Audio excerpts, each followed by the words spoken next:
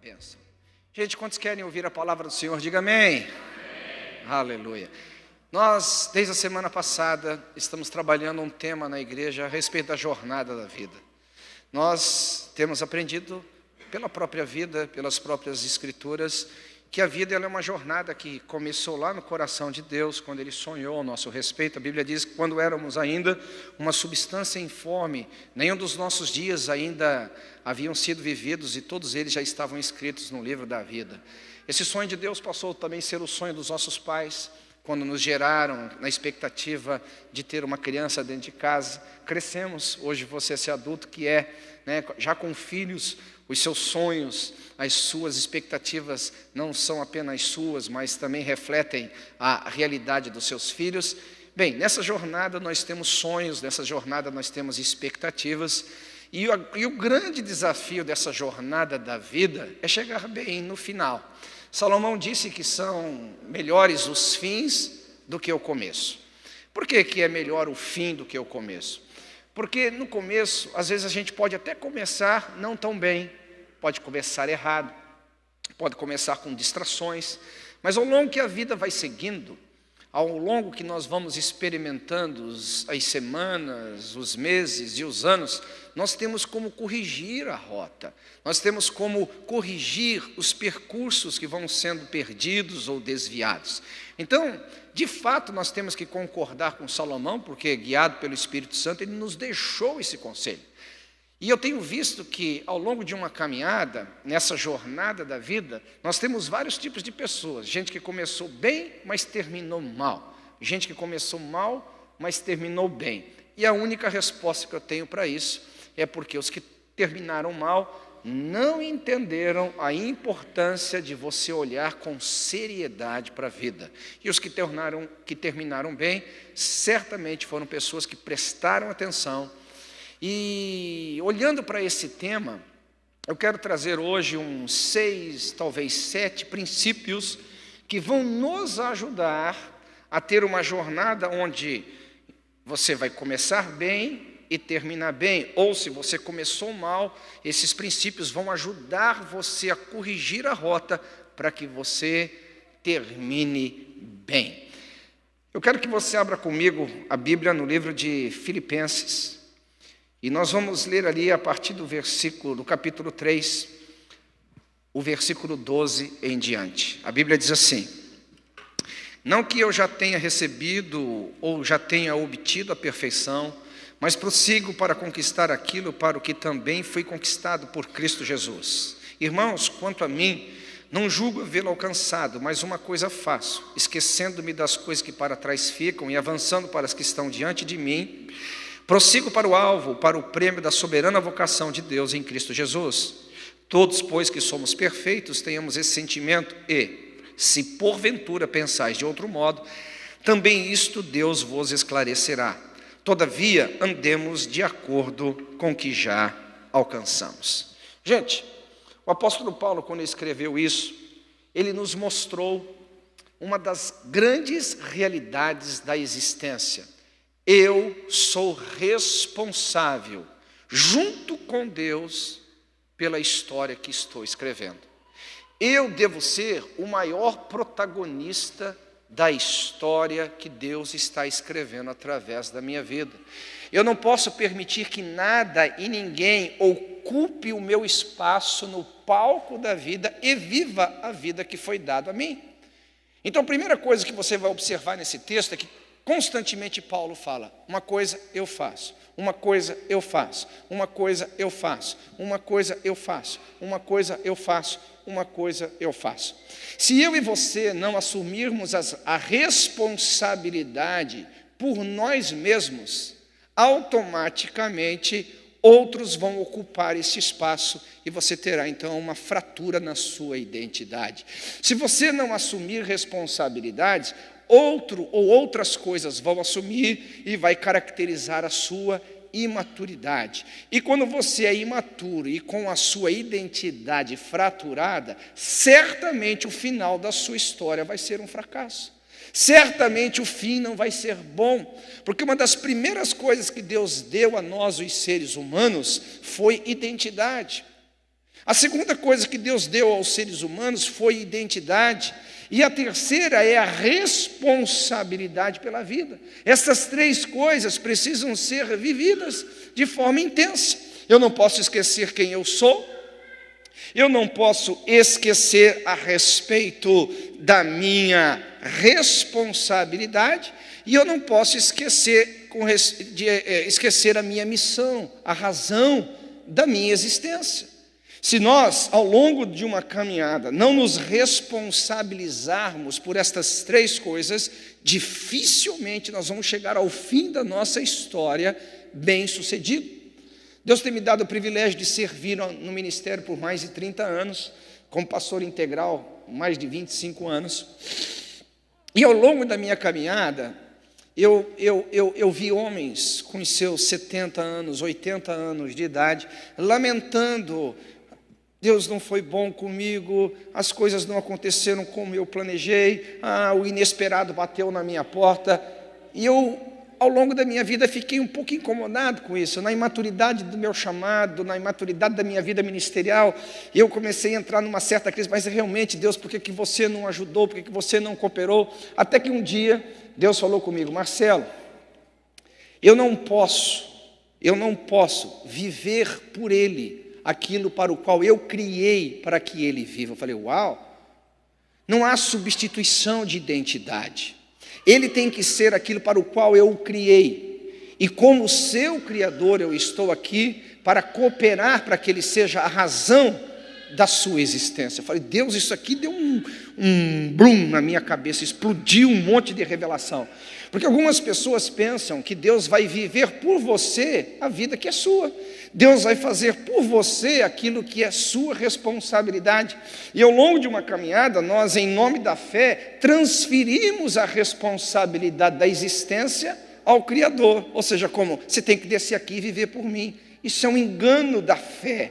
Isso é uma troca que vai se tornar quase irreparável ao longo da vida. Então, uma das primeiras coisas que nós que desejamos ver a vida dando certa é assumir a responsabilidade da vida. Uma coisa eu faço, né? O que Paulo fala aqui: uma coisa eu faço. Versículo 3. Diga comigo: uma coisa eu faço. Vire para o lado, para essa pessoa que vai te pagar a pizza hoje à noite, depois do culto. Aleluia.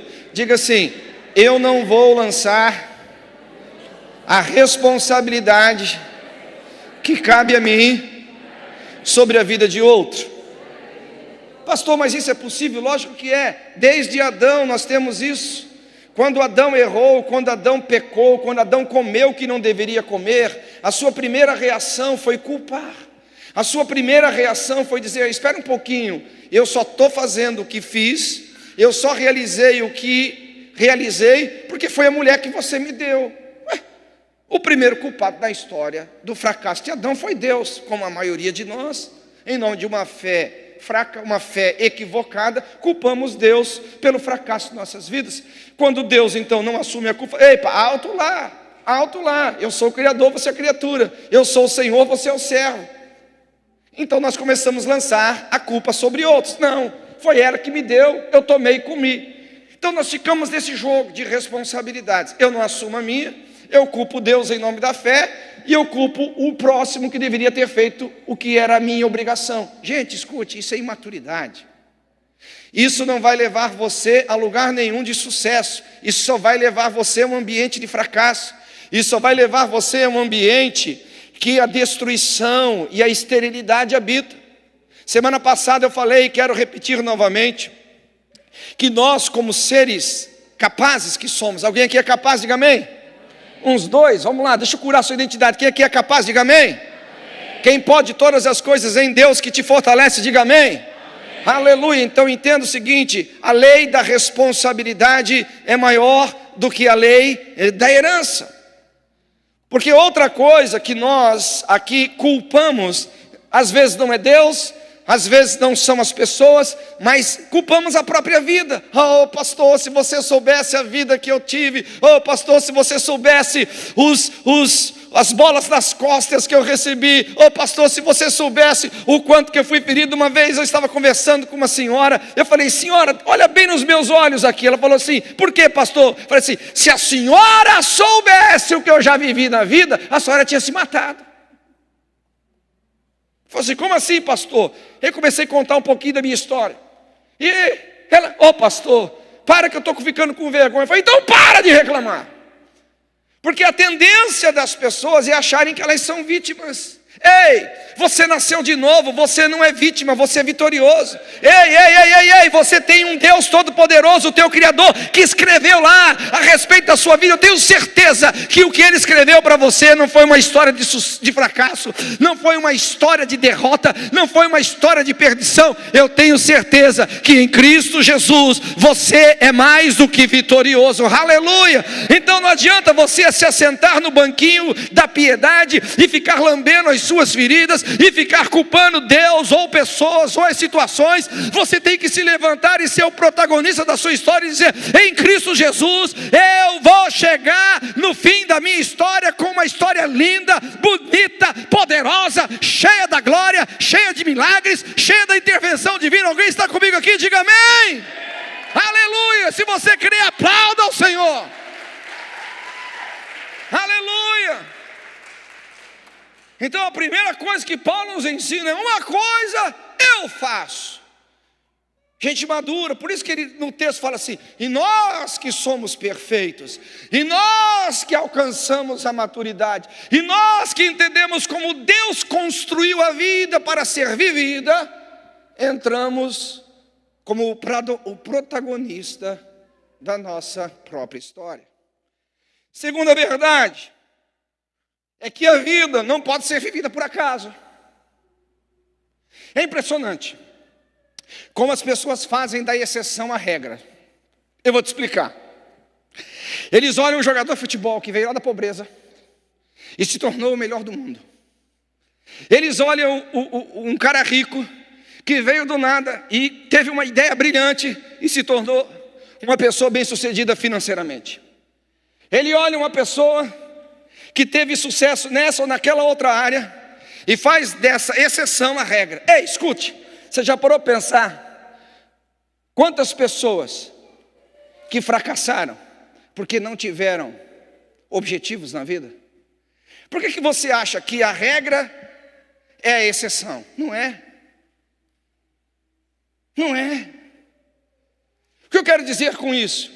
Se você não desenhar a sua vida, a própria vida vai desenhar para você. Agora escute bem: tudo que é por acaso, a tendência é dar errado. Tudo que é por acaso, a tendência é ir para a direção que Deus não planejou. Tudo que você não planta e nasce, geralmente é praga. A vida tem que ser planejada. Uma coisa eu faço, eu prossigo para o alvo. Uma das coisas que me assusta, e espero não estar olhando para você que me assusta, é quando eu converso com as pessoas e digo: ei, onde você vai chegar daqui a 1 ano? Onde você vai chegar daqui a 3 anos? Onde você vai chegar daqui a 5 anos? Onde você vai chegar daqui a 5 anos? Daqui a 10 anos onde você vai estar? Com que idade você pretende se aposentar? Qual o salário que você projetou para se aposentar? O que você pretende fazer quando você se aposentar? Em termos da sociedade que você vai servir? A maioria esmagadora das pessoas não sabem. Por que não sabem? Porque não param para pensar. Não param para serem os protagonistas da sua história. Eles não param para desenhar a sua história para o futuro. Eles não param para desenhar a sua história para o amanhã. E quando você acordar para isso, escute, e quando você acordar para isso, geralmente vai ser tarde. Geralmente vai ter passado 10, 20, 30 anos. Porque a nossa tendência é de resolver a vida e não de planejar a vida. Deixa eu te falar, você percebeu que a profissão que você entrou geralmente foi a profissão onde você se manteve? Porque onde você entrou você tinha pão para comer, você tinha conta para pagar, e algumas pessoas morreram ali e não procuraram melhorar de vida. Você vai ter pão, Você vai ter contas pagas. Mas será que você não poderia ter ido um pouquinho mais longe? Será que você não poderia ter tido um pouquinho mais de esforço? Será que você não poderia ter tido um pouco mais de inteligência na vida? Será que o seu potencial realmente é apenas para ter pão e contas pagas? Não, eu não acredito nisso. E eu olho para você, eu vejo alguém muito mais capaz do que você mesmo se enxerga. Quando eu olho para você, eu vejo você uma pessoa voando lá nas alturas como as águias. Eu não vejo você como galinha aqui ciscando. Quando eu olho para você, eu vejo um Deus poderoso que habita dentro do seu coração, que pensa que você pode fazer infinitamente mais, abundantemente além, até do que você pensa a respeito de você mesmo. Agora, se você não colocar planos na sua vida, você vai morrer no mundinho que você foi inserido. Porque isso vai gerando camadas, camadas, camadas, camadas, onde as necessidades são supridas. A tendência é sempre assim, gente. Por isso que as pessoas que acreditam nelas, em Deus, que são protagonistas da sua história, e elas realmente conseguem olhar para o futuro de uma forma brilhante, elas rompem com essas cadeias. Escuta o que eu estou te falando. Todo mundo na vida vai ser um empresário? Não.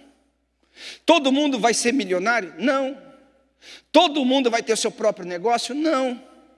Mas eu garanto para você que a maioria das pessoas, por não pararem para pensar que eles podem ser essa exceção, eles não fazem nada. E o que acontece com isso? Olhe bem nos meus olhos. Por que as pessoas, elas geralmente morrem onde estão e não progridem? Primeiramente pelo medo do fracasso. Olhe meus olhos. Pessoas, por medo de errar, são escravizadas ao ponto de não dar chance para o sucesso. O medo de errar ocupa tanto a sua vida, o medo de errar ocupa tanto os seus pensamentos, que não sobra espaço para um sucesso, que não tem espaço para um futuro brilhante, não tem espaço para ele romper as camadas da pobreza e da miséria, não tem um espaço para ela romper com as cadeias da servidão, do pão de cada dia, porque ela tem medo de errar, tem medo da rejeição, tem medo do fracasso. Eu me lembro, eu estava conversando com uma senhora um tempo atrás. Eu gosto de conversar com as senhoras, já percebeu bem, né? Porque são pessoas vividas.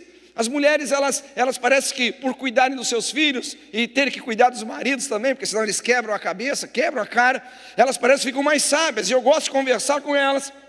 E elas dizem: pastor Marcelo, me fala uma das características de um homem bem-sucedido na vida. Eu fui lá listando as que eu sabia. Ela falou: todas estão certas, mas a principal você não listou. Eu falei: qual, senhora? Ela disse: todos os homens bem-sucedidos não têm medo de errar. Todos os homens bem-sucedidos não têm medo de errar. Não estou falando sobre loucura, não estou falando sobre meninice, não estou falando sobre inconsequência. Estou falando sobre ousadia no espírito. Ouça essa frase e nunca mais a esqueça. Não permita que o medo ocupe tanto espaço na sua vida, ao ponto do sucesso não encontrar nenhum. Pegou ou não isso daí? Vire para o lado e diga assim: não tenha tanto medo.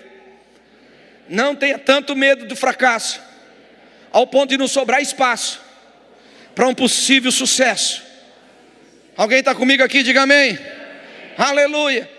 Comece, sente com gente bem-sucedida, sente com gente que deu certo, pague almoço para ela, chame ela na sua casa, vá ao encontro dela, faça perguntas inteligentes, diga para ela: ei cara, me explica um pouquinho, como que você fez para chegar aí? Uma das perguntas óbvias. Outra: o que você fez no momento certo, que era para você ter desistido, e se tivesse desistido, não teria chegado aqui. Faça perguntas inteligentes.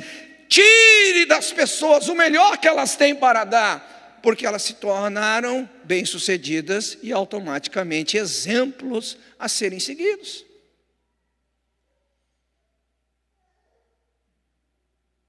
E eu acredito que pessoas bem-sucedidas e maduras, pessoas bem-sucedidas e saudáveis, não têm medo de compartilhar conhecimento. Gente doente esconde o segredo. Gente doente esconde o pulo do gato. Mas gente saudável não. Gente saudável sabe que quanto mais pessoas bem-sucedidas ao seu redor, mais ele será bem-sucedido. Quanto mais pessoas prósperas ao seu redor, mais ele será próspero. Porque a prosperidade gera prosperidade, a riqueza gera riqueza, saúde gera saúde, o contrário, pobreza gera pobreza, miséria gera miséria, derrota gera derrota, porque vai cativando a mente das pessoas a esse nível de escravidão. Eu oro ao Senhor que na sua jornada da vida, você entenda algo, você precisa traçar um plano.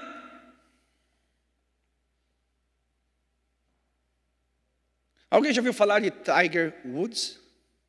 O maior jogador de tênis de todas as épocas. Quando aquela criança nasceu, o pai dele deu... É de golfe, falei outra coisa?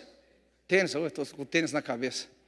Tá? Mas Tiger Woods, o maior jogador de golfe do mundo, quando ele nasceu, o pai dele levou um taco de golfe para o hospital. Falou, meu filho vai ser um jogador de tênis. Talvez o pai tenha tido uma revelação, talvez o pai havia entendido da parte do Senhor.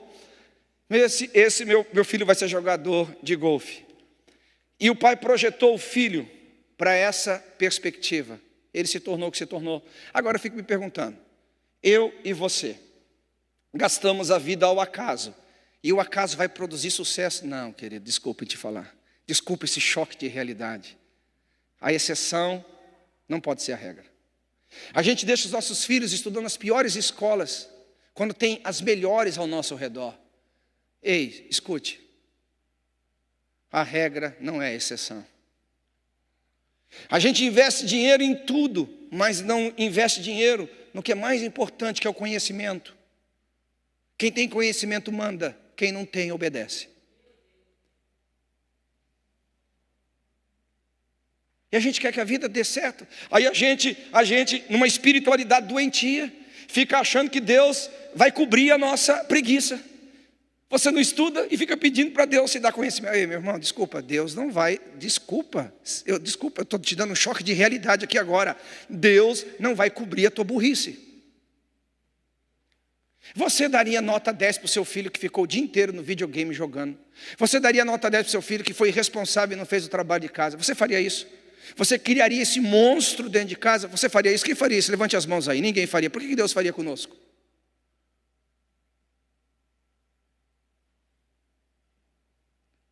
O fato é que se nos falta sabedoria, o fato é que se nos falta conhecimento, mas você entende que em Deus há toda provisão, em Deus há toda, você começa a dizer, Deus, a vida me marcou. Eu vim de uma família que não acreditava em educação, eu vim de uma vida que me feriu, que me destruiu. Se fosse da própria vida as minhas consequências, eu estaria morto, mas eu sei que o Deus é o Deus que restaura a sorte. Você é um Deus que nos coloca em lugares altos, e você começa intencionalmente em Deus restaurar a sua vida. Deus sim vai suprir essas necessidades, Deus sim vai ver a sua intenção, a sua responsabilidade em relação à vida, e vai te colocar nos lugares altos.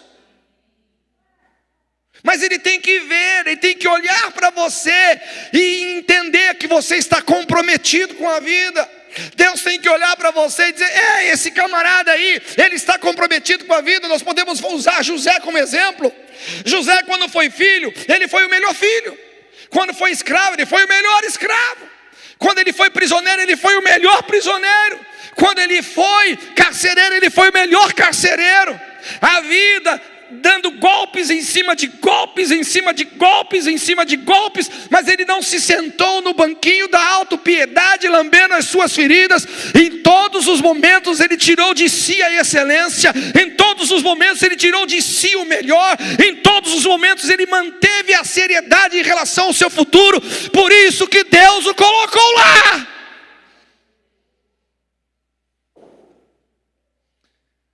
Por que vocês estão me olhando com essa cara? Deus está te dando a chance de você romper com os grilhões que estavam te prendendo até hoje. Quem pode dar um amém aí?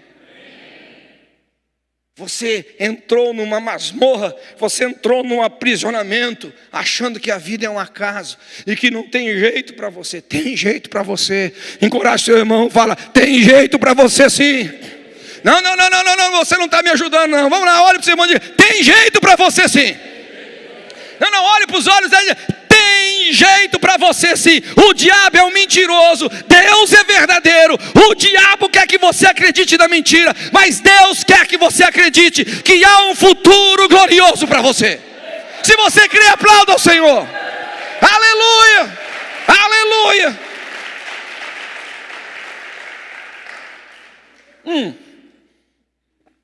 O terceiro princípio é a respeito de que eu tenho um futuro brilhante. Parece que eu estou sozinho aqui. Vou tentar de novo. O terceiro princípio é: eu sei que eu tenho um futuro brilhante. Tem uns dois aqui que estão começando a crer. Vou tentar de novo. Eu sei que eu tenho um futuro brilhante. Oh, essa crente está começando a crer. Eu sei que eu tenho um futuro brilhante.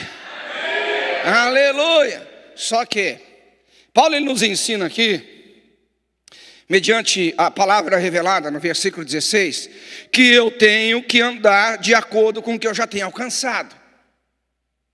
Uma hora eu não tenho identidade, e consequentemente eu não sou responsável, jogo a vida ao acaso. Outra hora eu faço planos para um futuro brilhante, mas eu acabo esquecendo o dia de hoje e o agora. Eu tenho que andar segundo o que eu já alcancei. Ei, cara, se você não consegue andar a pé, você não vai correr a cavalo. Tem gente que no nome do futuro, ele mata o presente. Em nome do futuro, ele não vive o hoje. Em nome do amanhã, o que está acontecendo agora perde o valor. Isso é muito comum. A sua visão de futuro se tornar um pesadelo para o seu presente. Escute, se você não souber honrar onde você já chegou, se você não souber valorizar as amizades que você já tem, se você não souber valorizar o que Deus te colocou nas mãos, esqueça, esqueça e esqueça. Quem despreza as pequenas coisas, amaldiçoa as grandes. Quem despreza os princípios da vida, não vai chegar nos lugares altos. Por que Deus não nos coloca nos lugares altos? Porque geralmente os lugares extremos são de pressão. Lugares muito altos. Você já foi em montanhas muito altas? Quem já foi em montanha muito alta? Eu já fui. Você vai subindo, vai te faltando fôlego, porque a pressão aumenta. Eu já mergulhei. Quem já mergulhou aqui? Quanto mais você mergulha, mais pressão tem. Então, os lugares extremos da vida, eles são de pressão. E se você não for se acostumando com a pressão, você não aguenta quando chegar lá. Um dia, eu não era pai ainda, né? Era um pastor solteiro no ministério. Peguei uma criança de uma mãe, mas a criança quase caiu do meu colo, tão pesado que eu falei: meu Deus, você está dando chumbo para essa criança comer? Ela falou: não, pastor, ele é pesado mesmo. Mas só que veio na minha cabeça, eu falei: como aquela mulher franzinha, parece a Olívia Palito, aguenta carregar uma criança pesada desse tamanho? Eu falei: é impossível. Eu fiquei aquilo encafifado, eu falei: é impossível. E uma criança pesada, e aquela mãe ficou com a criança o tempo inteiro com ela no colo, e aguentou. Olha lá, falando de mamãe, ela já está vendo uma lá, que ficou a mãe com a criança no colo. Ó. Então, de repente, assim, a coisa mais natural da vida, mas que me estava escondida, porque não tinha experiência, o Espírito Santo falou: ela não começou carregando essa criança do colo com esse peso todo.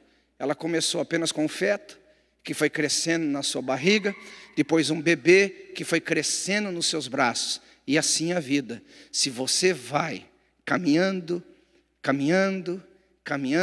e aproveitando cada etapa da vida, quando você chegar lá nos ambientes de pressão, aquilo vai parecer normal para você.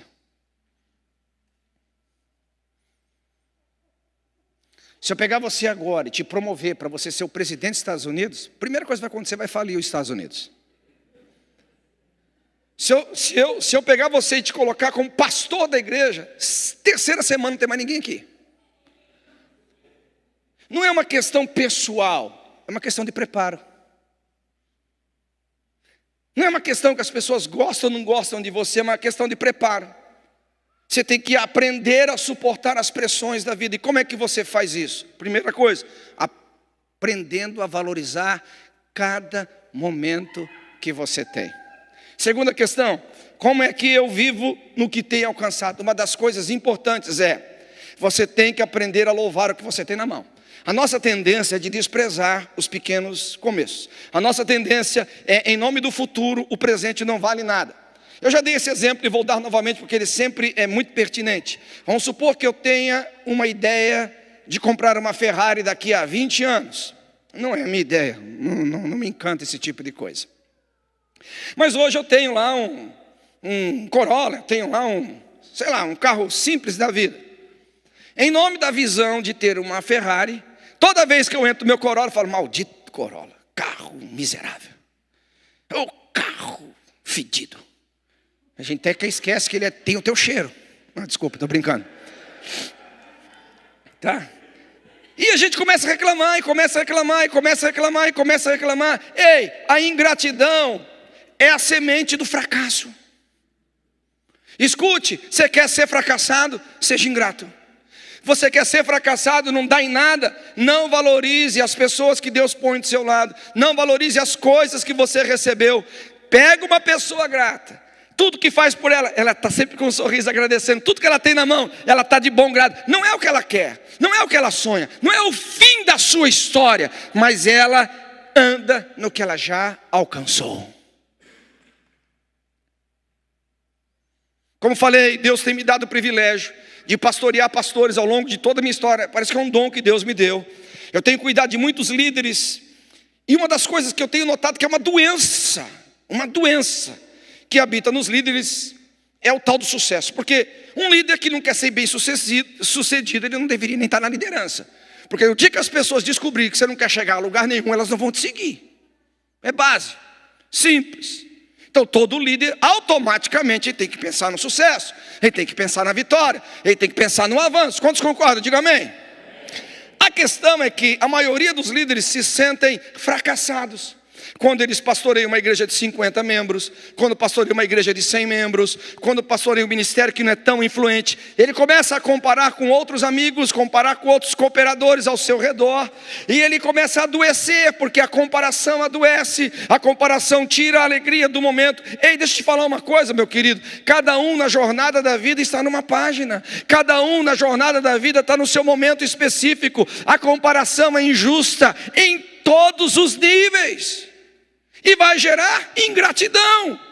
Uma coisa eu faço, eu ando de acordo com o que Deus me deu. Vou usar José novamente. Se você está na posição de filho, assuma, eu vou ser o melhor filho. Eu fui vendido como escravo. Não se assente no banquinho da autopiedade, seja o melhor escravo. Você vai ser preso, não fique reclamando da prisão. Faça da prisão o seu melhor momento da sua história. Você vai se levantar à posição de nobreza. Não usa o seu sucesso para pisar, para humilhar as pessoas, mas para alimentar as nações que vão ser da sua fome, vão ser saciadas por você. Esse é o José do Egito, mas que foi valorizando cada momento, cada momento, cada momento. Quem quer ser próspero aqui, diga amém.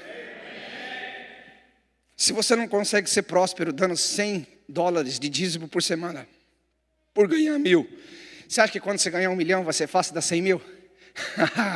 Você está muito enganado.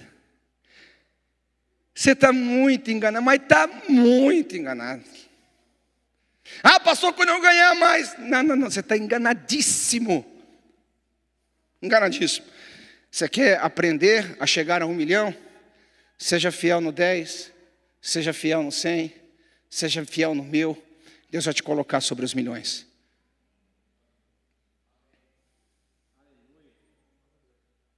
Porque a vida é uma sequência de glória em glória, valorizando o degrau de glória que eu estou hoje. Eu não vou exigir de mim nenhuma responsabilidade maior ou menor. Eu não vou pôr mais pressão do que a vida já põe. Eu vou viver o meu momento. Agora, não estou preso a ele, eu prossigo para o alvo. Eu não estou preso a ele, eu prossigo para a soberana vocação do meu chamado. O meu momento é de gratidão, mas o meu alvo é muito maior do que onde eu estou agora. Aleluia. Quem está comigo, diga amém. E esta é a associação que a gente tem que fazer. A gratidão que eu tenho, ela não me tira a visão de futuro. A gratidão que eu tenho não me coloca numa posição de que, eu já alcancei a perfeição, não. Então, esse jogo com um princípio e o outro, eles são interligados. Porque a tendência é a gente, eu estou bem onde eu estou, não quero muita incomodação. Não. Sempre tem espaço para melhorar. Sempre tem espaço para crescer. Sempre tem espaço para brilhar mais a nossa luz, em o nome de Jesus. Amém? Agora, outro princípio que Paulo fala aqui, é que eu tenho uma visão de futuro. Eu tenho que viver o meu presente muito bem vivido. Mas eu tenho um passado. Eu tenho um passado. Então essas 3 dimensões da vida, presente, futuro e passado, precisam coabitar juntos. Voltemos ao início da mensagem. Se eu não tenho destino, se eu não tenho uma direção clara para onde eu quero chegar, qualquer lugar é suficiente. Se eu não valorizo o meu hoje, o meu amanhã não vai acontecer. Mas uma outra questão que Paulo fala aqui é esquecendo-me das coisas que para trás ficam. Para mim, é um dos problemas sérios a serem resolvidos. Muito sérios a serem resolvidos. Por quê? Gente, eu não sei se você sabe ou não. A vida é curta. Você vai viver aí seus 90 anos. Não vou abaixar não, 100. A vida é curta. Você não pode ficar perdendo tempo com coisas passadas. Quanto mais rápido você se livrar do futuro, melhor é o teu presente. Quanto mais rápido você se livrar do passado, melhor dizendo, mais você vai chegar no seu futuro. Se você não resolver o teu passado, dificilmente o seu presente vai ser alegre. Se dificilmente você não resolver o seu passado, você vai ter um futuro brilhante. E é impressionante como sempre Satanás encontra as pessoas com o passado mal resolvido. E sabe quando o diabo usa isso? Olha aqui nos meus olhos. Sempre o diabo vai usar o seu passado quando você está para mudar de fase. Sempre, quando eu estou falando sempre, é verdade. Sempre que você vai virar a chavinha, sempre que você vai para outro estágio da sua vida, o diabo vai tentar apresentar a você o seu passado. E se ele te encontrar mais uma vez, de novo, mal resolvido com o seu passado, esquece. Esquece. Nós, definitivamente, em algum momento da vida, precisamos enterrar o nosso passado. Nós, em algum momento da nossa história, temos que resolver o nosso passado. Eu não sei que dia que você vai fazer esse bendito sepultamento. Eu não sei que dia que você de fato vai resolver colocar o teu passado no passado e começar a viver o seu hoje projetando o seu amanhã. Porque sempre, cara, é impressionante. As pessoas, elas não permitem Deus sonhar com elas. Elas não se permitem a alegria. Sempre que a alegria vem, a sabotagem da tristeza está lá. Sempre que o melhor vem, a sabotagem do melhor está lá. Elas estão se auto-sabotando o tempo inteiro. Por que razão? Quando você não resolve o seu passado, há uma doença de meritocracia, dizendo que você não merece a felicidade que está batendo na sua porta, que você não merece a prosperidade que está te alcançando, você não merece a oportunidade que Deus está te dando. Ei, deixa eu te falar uma coisa, se você for tratar isso em questão de merecimento, mesmo que você fosse a 4ª pessoa da Trindade, mesmo que você tivesse feito tudo certinho, bonitinho, fosse o melhor cidadão da face da terra, fosse o melhor filho, fosse o melhor pai, fosse a melhor mãe, fosse o melhor em tudo, mesmo assim, você não seria merecedor na sua própria justiça. Não é uma questão de mérito, é uma questão de resolver a culpa.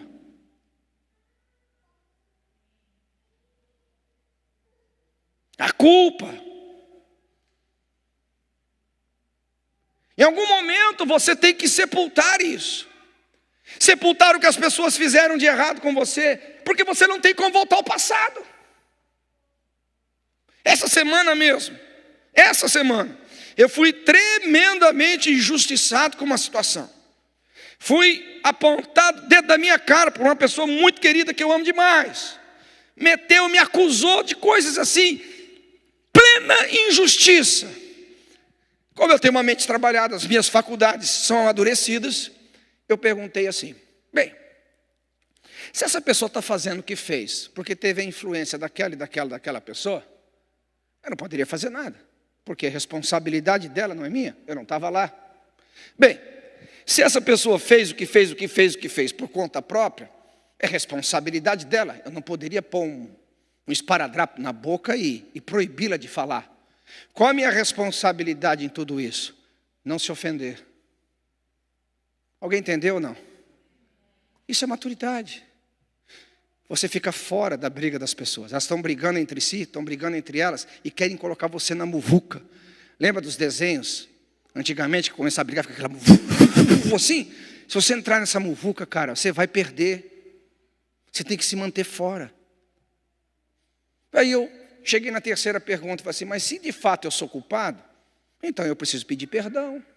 Então eu fui analisando meu coração, pedindo para o Espírito Santo me revelar onde havia culpa, onde havia falha, onde havia erro.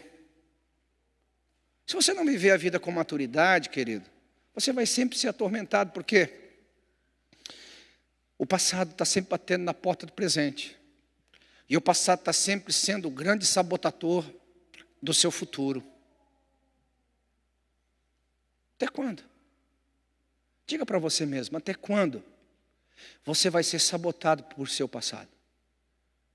Agora, a questão é, outro ponto sobre o passado. Por que nós somos extremamente sabotados pelo passado? Olhe para os meus olhos aqui, por gentileza. É porque o passado nunca foi passado para você. Ele é sempre presente. Você tem coisas escondidas, não confessadas. Tem coisas que estão lá maltratadas. Aí não é passado, cara. Passado é o que ficou no passado. Passado é o que ficou para trás. Tem gente que vai empurrando o passado para o futuro, porque eles não têm a humildade de confessar os seus erros. Eles não têm a humildade da vulnerabilidade. Eles não têm a humildade de falar assim: cara, eu errei, eu falhei, eu fiz o que não devia, eu falei que não devia, eu roubei, eu matei, eu menti, sei lá que desgraça você fez da vida. Você só tem uma forma de resolver isso, é contar com o perdão. Porque você não pode voltar no passado e não errar. Você já errou. Você não pode voltar no passado e escolher não errar. O passado já está consumado. Você só tem uma forma de consertar o passado, é se auto-perdoando e buscando misericórdia das pessoas com quem você errou, com quem você falhou. E se as pessoas não quiserem te perdoar, você está livre delas para recorrer ao teu Deus e ao teu Pai. Eu fiz o que tinha que fazer para encontrar paz. Daqui em diante é entre você e ela. Eu fiz minha parte. Uma coisa eu faço, essa é a responsabilidade da vida. Porque, queridos, eu não sei se você já aceitou essa realidade. A vida não é perfeita. Você já percebeu isso ou não? A vida está cheia de injustiça. A vida está cheia de enganos. A vida está cheia de traição. Cara, por onde você olhar, você vai ver problemas sérios em relação à vida.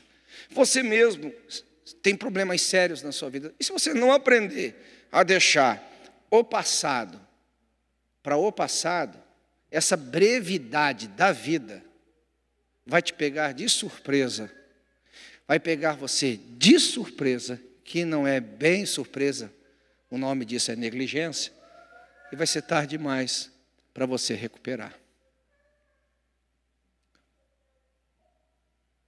O apóstolo Paulo, então, ele diz assim: eu prossigo para conquistar aquilo para o qual eu fui conquistado. Esse é o último princípio que eu quero falar aqui, devido ao horário, nessa questão da jornada da vida. O que é certo para você? O que já te conquistou na vida? Eu sou um treinador de pessoas. Uma das coisas que Deus me deu é treinar pessoas. Pela graça e pela misericórdia de Jesus, eu tenho vários pastores que estão no ministério hoje, vários líderes que estão no ministério hoje que passaram por um treinamento que eu toquei a vida deles. Eu costumo dizer assim, lógico, guardadas as devidas proporções, que eu posso levar a pessoa a qualquer lugar, desde que ela saiba onde ela quer chegar.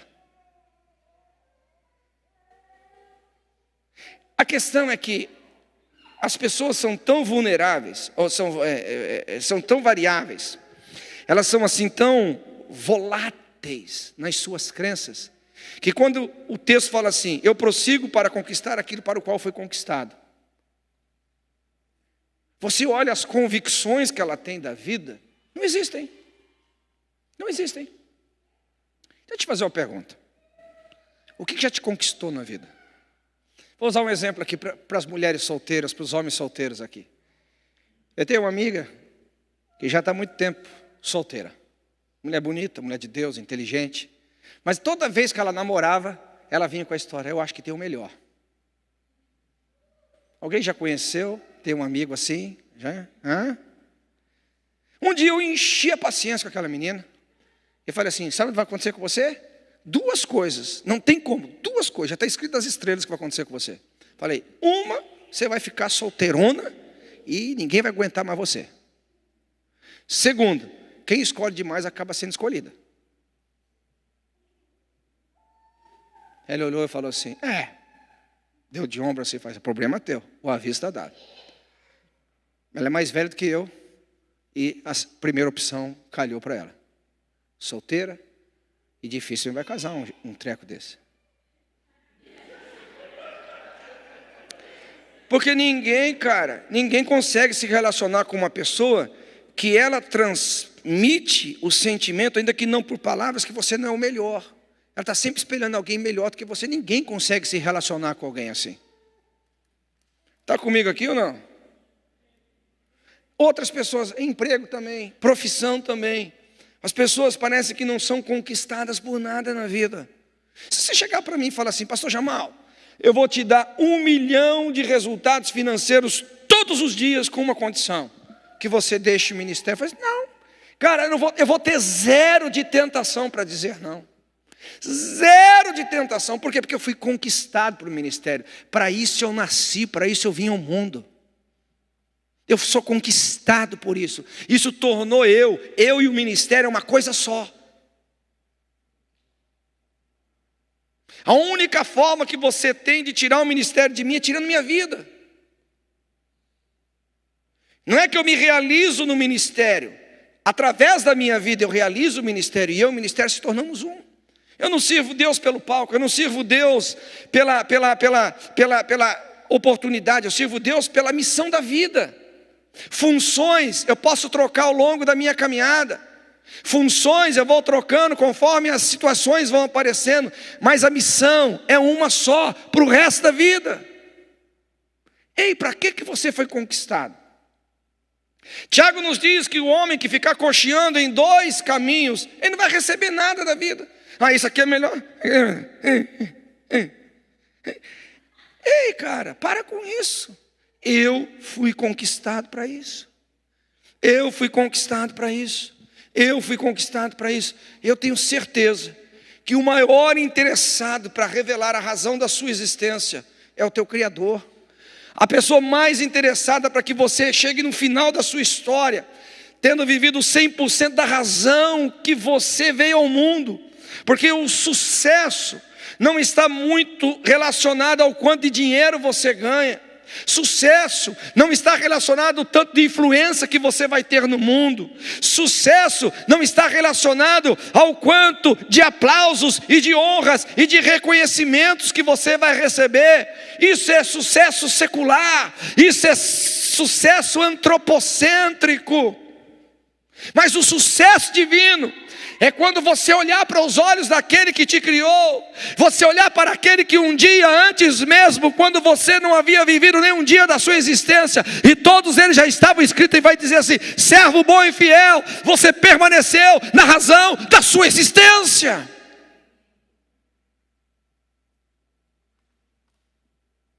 Se você pega Gálatas capítulo 1, versículo 15, a Bíblia diz que Paulo, desde o ventre da sua mãe, havia sido chamado para o ministério que ele estava vivendo agora, o apostolado. Mas a religião atrapalhou, obscureceu o seu entendimento. Talvez muitos de nós estamos muito mais preocupados em dar solução à vida, ao imediata situação que estamos vivendo, do que propriamente ser conquistado pela razão da nossa existência. Pastor, por que Deus não se revela? Porque Deus escolheu este momento da revelação para algo específico. E eu quero aqui revelar isso nas cenas do próximo capítulo. Estou brincando, vocês não gostaram da brincadeira, né? Sabe para onde Deus reservou essa revelação? Quantos querem ter essa revelação? Diga amém. Ao ponto de você se interessar em descobrir isso e começar a tirar tempo com Deus. Se é tão importante você descobrir a razão para o qual teu Criador te criou, se é tão importante você saber a razão da sua existência, isso tem que te levar para o quarto de oração. Isso tem que te levar para um monte de jejum. Isso tem que te levar para as escrituras. Isso tem que te levar para uma vida mais consagrada diante dele. Se de fato entender a razão para a qual você veio a esse mundo é importante, você precisa ter um relacionamento mais íntimo com aquele que te criou. Você precisa ter um relacionamento mais íntimo com aquele que entende as profundezas de Deus e pode revelar todas as coisas, chamado Espírito Santo. Agora, meu irmão, sem porta fechada atrás de você, vivendo uma vida atolada só com compromissos da vida sobre as coisas desse mundo, você não vai chegar ao destino, à soberana vocação do seu chamado. Você precisa levantar o altar da comunhão. Você precisa levantar o altar da consagração. Você precisa voltar a colocar uma porta secreta no seu quarto, onde você entra lá e o seu pai que te ouve em secreto te ouvirá. A tirania da vida vai te apresentar dólares. A tirania da vida vai te escravizar nos muitos compromissos que estão ao seu redor. Mas se você ama a sua existência, você não vai se escravizar a isso. Você vai reservar um tempo para buscar Deus. A gente olha Paulo, ele estava escravizado aqui. Paulo estava perdido na religião. Quando Jesus apareceu para ele, a teologia mostra que ele gastou praticamente sabe quantos anos se preparando para o que ele escreveu. Sabe quantos anos se preparou para ter um ministério que agora ele estava vivendo de forma pública? Sabe quanto que ele gastou no privado? 14 anos da sua vida. Por que ele gastou 14 anos? Porque ele sabia que não estava perdendo tempo. Ele havia sido conquistado por aquilo. Ele sabia que ele não estava jogando fora a sua existência. Ele havia sido conquistado para aquilo. Ei, deixa eu te falar uma coisa. Nós precisamos ser uma igreja mais consagrada ao Senhor. Eu não falo só da Betel, eu falo da igreja de Cristo. Nós precisamos voltar para os montes de oração. Nós precisamos voltar para as vigílias. Nós precisamos voltar para a vida mais consagrada. Nós precisamos voltar a ser mais crentes de fato, e fazendo mais coisas de crentes, para buscar o Deus dos céus, que certamente quer falar na terra. Mas ele precisa de homens que não se dobram ao sistema, homens que buscam a Deus de todo o seu coração. Clama a mim, diz o Senhor, eu te responderei. Eu te anunciarei coisas grandes e firmes que ainda não sabes.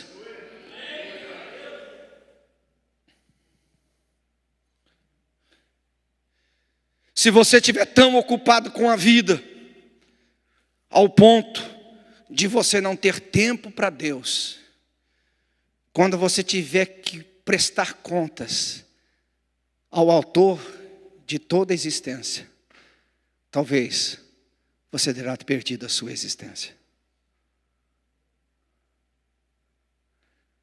A jornada da vida não pode ser vivida de forma ignorante, ociosa. Ela tem que ser vivida proposital. Eu quero terminar dizendo, você não está sozinho nessa jornada. Não, você não está sozinho. Você tem uma igreja, você tem irmãos, você tem pastores, e você tem a pessoa mais preciosa que mora dentro de você, o Espírito Santo, aquele que vai sempre te encorajar para você não desistir. Aquele que sempre vai colocar você com os olhos no autor e consumador da sua fé.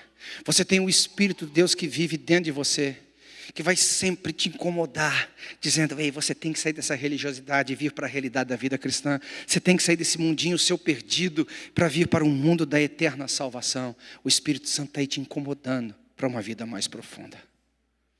Não resista a Ele. Não resista a Ele.